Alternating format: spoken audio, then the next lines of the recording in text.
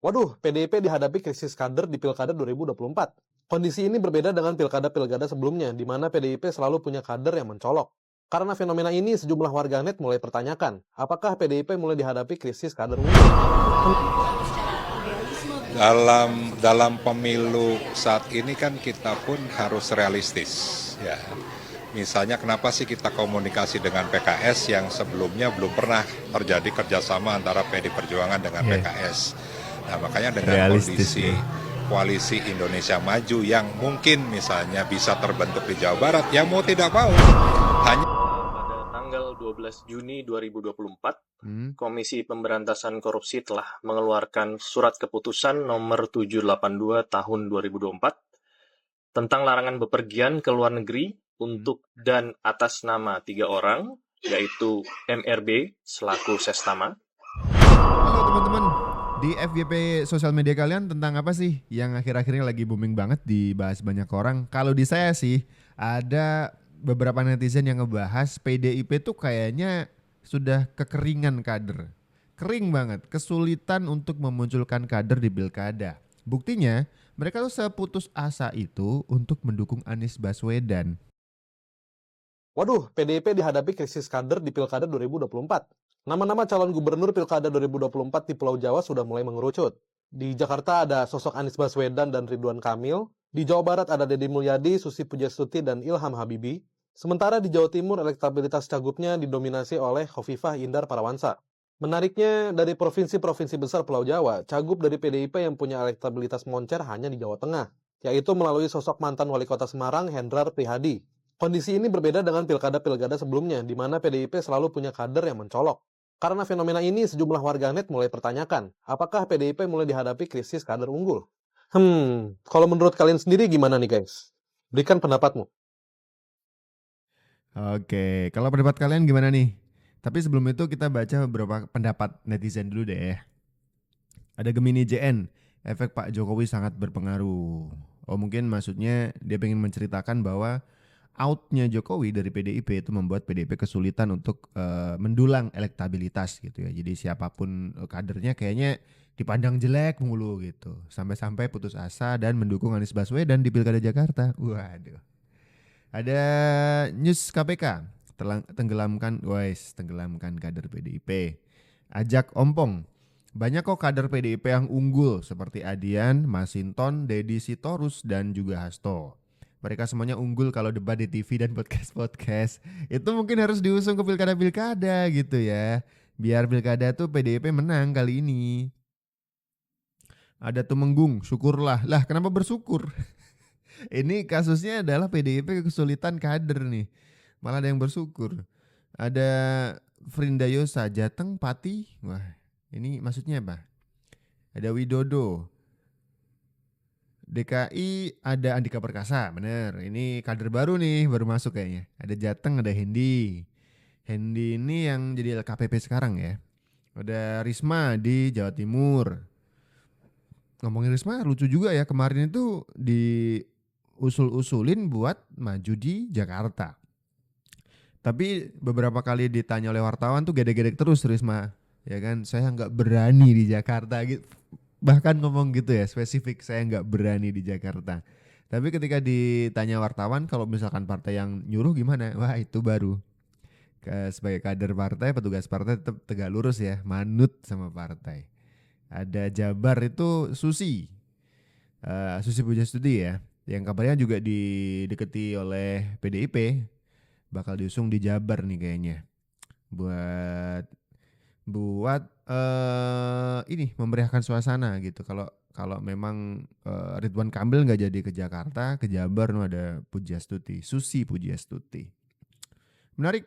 Tapi kalau menurut kalian gimana nih teman-teman tentang PDIP yang kesulitan kader dan putus asa gitu. Kalau saya nyebutnya putus asa ya, sampai harus mendukung di luar kadernya sendiri. Bahkan yang didukung adalah Anies Baswedan. Ada dua kata lucu. Mendukung gak, sorry bercanda. Yang unik adalah mendukung mantan lawan politik di Pilpres gitu ya. Sama-sama pihak yang kalah sih sebenarnya. PDIP di kubu 03, Anies di kubu 01 ya kan. Itu saling mendukung di Pilkada Jakarta misalkan.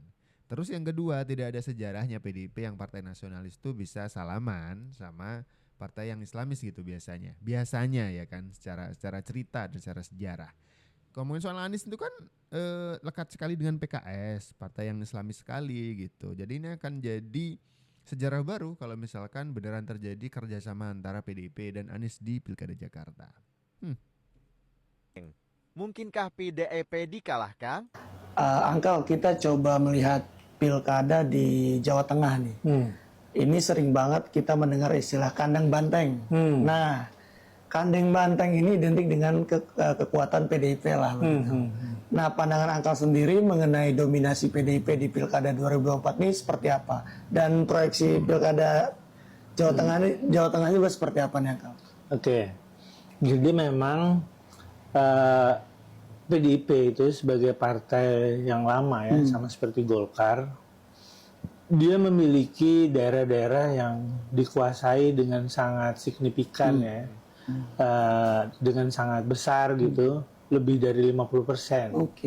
Itu adanya di Jawa Tengah, di Bali, di Sulawesi Utara lah ya. Tadinya juga di beberapa tempat yang lain, di NTT, kemudian juga di mana? Di Papua tadi, kemudian juga di Kalimantan Tengah tadinya, tapi belakangan itu mulai bergeser-geser juga. Tapi yang betul-betul kuat itu di 3 tempat ini, Jawa Tengah, Bali, dan Sulawesi Utara. Ini sebenarnya kandang banteng benar.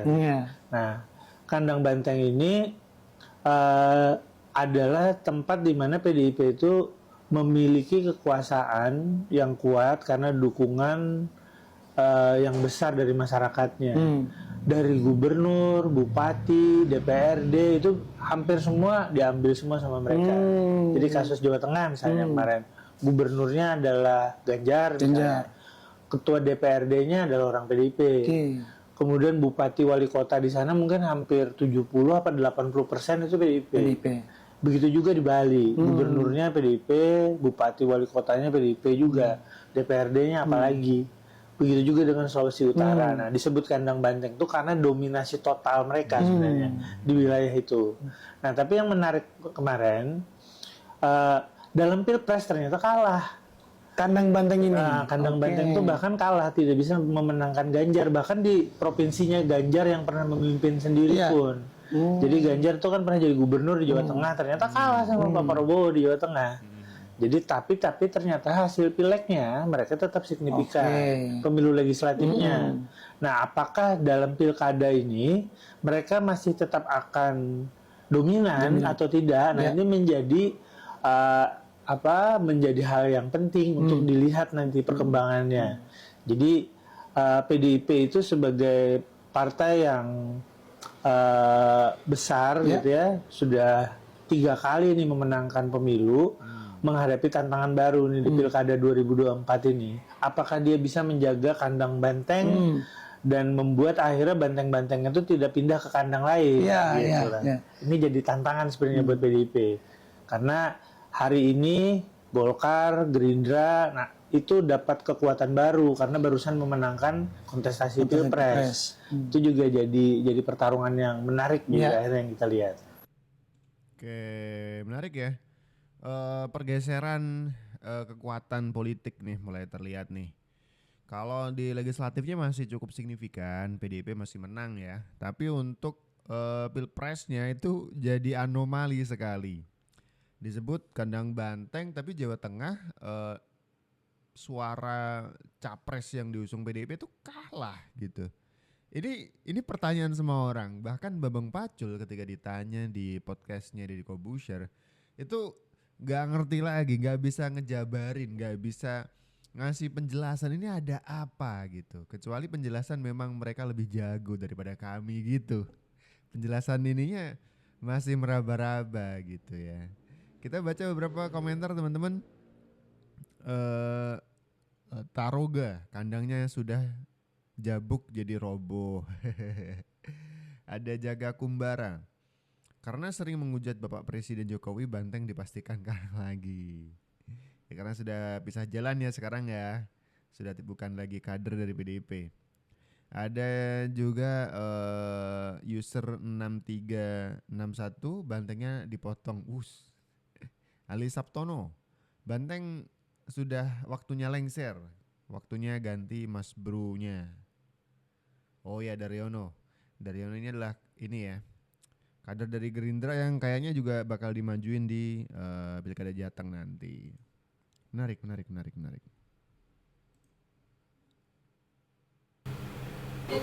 Bisa, karena kita kan sudah ketemu Gerindra, saya pun sudah ketemu Kang Demul, jadi sangat bisa.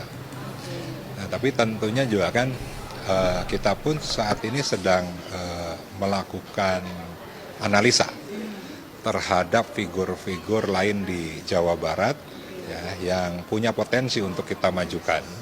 Ya, misalnya kita lihat Nasdem mengusulkan Ilham Habibie. Lalu juga kemarin sudah ada statement dari Ibu Susi Pujiastuti kan, bahwa beliau apabila diminta oleh masyarakat, beliau akan siap.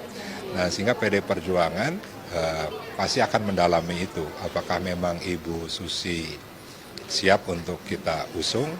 Nah, nanti juga kita bisa misalnya mendorong partai-partai lain juga untuk bisa mengeksplor lebih jauh kesiapan dari Ibu Susi tersebut. Menurut saya ya cukup menarik gitu kan figur Susi Pujiastuti. Tapi sejauh ini komunikasi dengan Ibu Susi seperti apa ya Bang? Apakah memang sudah terjalin secara serius, secara formal atau baru? Saya jujur belum, tapi kemarin kan baca dari beberapa media online kan bahwa Bu Susi menyampaikan kesiapannya apabila diminta oleh masyarakat. Tapi ya insya Allah saya akan berkunjung langsung untuk bertemu. Sekalian liburan ya Bang? Sekalian liburan ke Pangandaran. Bang, tadi sedikit lagi. Ini kalau di Jawa Barat PDIP itu tadi Abang bilang masih terus melakukan komunikasi, masih cair. Tapi sudah ada refleksi belum ya Bang? Mungkin secara kepartaian itu lebih sok dengan figur tertentu atau secara idealisme. Dalam pemilu saat ini kan kita pun harus realistis ya. Misalnya kenapa sih kita komunikasi dengan PKS yang sebelumnya belum pernah terjadi kerjasama antara PD Perjuangan dengan PKS. Nah, makanya dengan kondisi koalisi Indonesia Maju yang mungkin misalnya bisa terbentuk di Jawa Barat, ya mau tidak mau hanya menyisakan PD Perjuangan, PKS, P3 ya. Nasdem kan nggak tahu apakah memang sudah masuk ke pemerintahan kan, di tingkat pusatnya kan sudah, PKB juga kan sudah. Makanya yang jelas yang masih bisa terus kita komunikasikan itu ya dengan PKS dan P3. Tapi ya nanti juga kita ketemu PKB, ketemu dengan Nasdem. Ini Kang Ono ya, Ono Surono, Ketua DPD PDIP Jawa Barat. Kalimatnya menarik ya, mau tidak mau, waduh. Tapi memang politik itu dinamis dan lebih ke pragmatis gitu. Tidak ada yang abadi permusuhan dalam politik, yang ada adalah kepentingan bersama kan. Jadi kalau misalkan kepentingannya bersama, ya saya yakin PDIP pasti cair juga lah. Biar menang di pemilu kan begitu, pasti begitu. Gampang aja itu mah ya kan.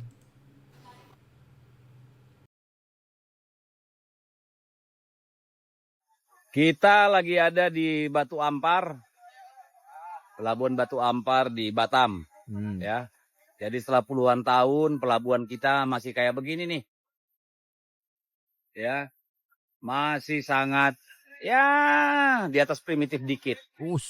Padahal di seberang sana, tuh lihat, itu Singapura. Kalau kelihatan apa enggak ini? Jauh sekali perbedaannya tuh. Singapura hanya sepelemparan senyum dari sini. Oke. Itulah bedanya negara Konoha dengan negara lain ya. Negara Konoha. Mudah-mudahan ada perubahan. Lihat tuh sana. Aduh. Susah. Sebentar, ini Deddy Sitorus, orang PDIP itu kenapa ngomel-ngomel? Dia bilang selama dia mengunjungi tempat ini, dia masih belum ada perubahan gitu. Lah, bukannya Anda itu di pemerintahan selama 10 tahun ya. Ketika 2014 Pak Jokowi terpilih, atau mungkin 3 periode lah PDIP menang di Pilpres ya. Gimana nih? Anda kan orang bisa disebut sebagai pemenang di Pilpres, sebagai penguasa dan sebagai pemerintahan gitu kan, ikut ada di belakangnya pemerintahan. Kenapa tiba-tiba ketika Jokowi keluar dari partai tiba-tiba memusuhinya dengan narasi yang seperti ini gitu. Nah ini nih komentar yang paling atas nih. Anda 10 tahun apa yang Anda kerjakan gitu. Karena Anda juga sebagai partai pengusung dari pemerintahan gitu. Kau jadi protes tiba-tiba gitu. Ya kan? Dan ada komentar yang lucu nih. Raja Deang, jauh ke Batam itu jalan Kaltara bagaimana? Dikomentarin, tanya gubernur dan bupatinya, lo kira DPR RI itu ngurusin provinsi, gak ngerti apa-apa sok nyolot. Wes. Sebagai wakil rakyat katanya harus komunikasi politiknya lebih bagus ya ke rakyat atau netizen lah, ini rakyat juga, netizen yang bertanya, sekedar bertanya lah. Ini yang nyolot Anda kayaknya, lebih ke Anda yang nyolot ya. Tapi mau bilang AJ selaku PPK, WW selaku swasta. Korupsi pengadaan truk. Terkait penyidikan dugaan tindak pidana korupsi, setiap orang yang secara melawan hukum melakukan perbuatan memperkaya diri sendiri atau orang lain, atau suatu korporasi yang dapat merugikan keuangan negara atau perekonomian negara, CEKI, Badan SAR Nasional, terkait dengan pengadaan truk angkut personil 4WD dan Rescue Carrier Vehicle, dan atau pengadaan barang jasa lainnya di lingkungan Badan SAR Nasional tahun 2012 sampai dengan 2018, sebagaimana dimaksud dalam pasal 2 ayat 1 atau pasal 3 junto pasal 18 Undang-Undang Nomor 31 Tahun 1999 tentang pemberantasan tindak pidana korupsi, sebagaimana telah diubah dengan Undang-Undang Nomor 20 Tahun 2001 tentang perubahan atas Undang-Undang Nomor 31 Tahun 1999 tentang pemberantasan tindak pidana korupsi, junto pasal 55 ayat 1 ke 1 KUHP. Wih, ini orangnya PDIP ya kan, ex-sekretaris Basarnas Maksrulan Boseke. Ini kepala Baguna PDIP dicekal untuk tidak boleh keluar negeri. Kata ada penyelidikan KPK yang mengharuskan dia tidak boleh bepergian. Ini pasti nanti orang PDIP akan mengatakan ini kasus pesanan. Ya kan? Oke, segini dulu video di Sudut Pandang di FYP kali ini. Kalian punya komentar tentang beberapa video yang kita bahas barusan? Silahkan kasih komentar di bawah ya teman-teman. Saya Abdul, ciao.